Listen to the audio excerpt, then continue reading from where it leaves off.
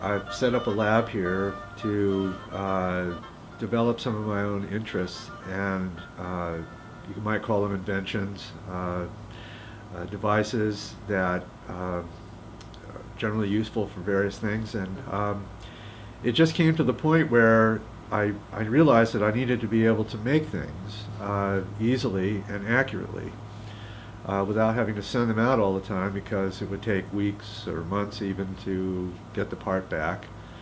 And so I started learning about machining. First I started with some manual machines, but eventually it became clear to me if I wanted to make parts that were more complicated, that required a lot of precision, that needed to be, and in particular needed to be repeated, that I needed something better than what I could do manually, because I'm not a machinist. So I started to move into computer-aided machining, and I bought initially a Tormach mill, which is right here, and I learned about computer-aided machining software. I had another product before I had SolidCAM, which I had a lot of trouble learning, and I had a lot of trouble especially getting the coordinates correct and so forth. And I was introduced by a friend of mine to SolidCAM. And what attracted to me very much about SolidCAM is that it's totally integrated with SolidWorks, which I was already using. And so the look and feel of the software, everything was familiar from the beginning. And I found that using it was much easier for me, especially even in the beginnings with setting up the coordinates for the part.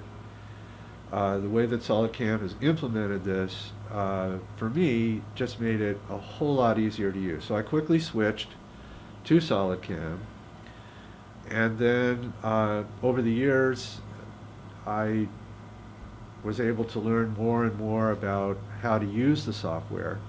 And in particular, I think the SolidCAM people are extremely good at helping you learn how to use the product. Anytime I had a question, I could call at any time and get support, get help.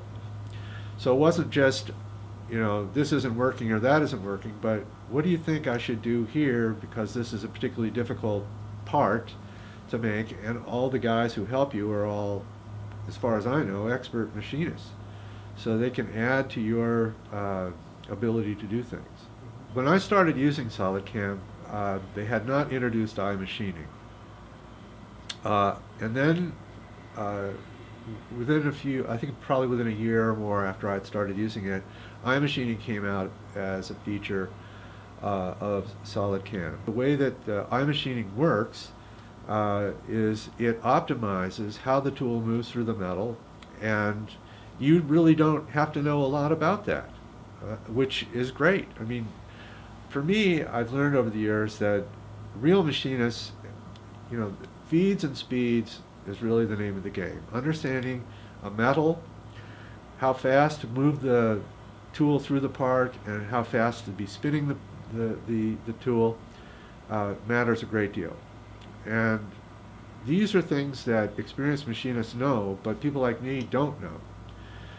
When you use iMachining, a lot of that, all of it actually, is decided for you, although you can adjust it for yourself. For example, I don't have the high-powered machines that might be in a professional machine shop.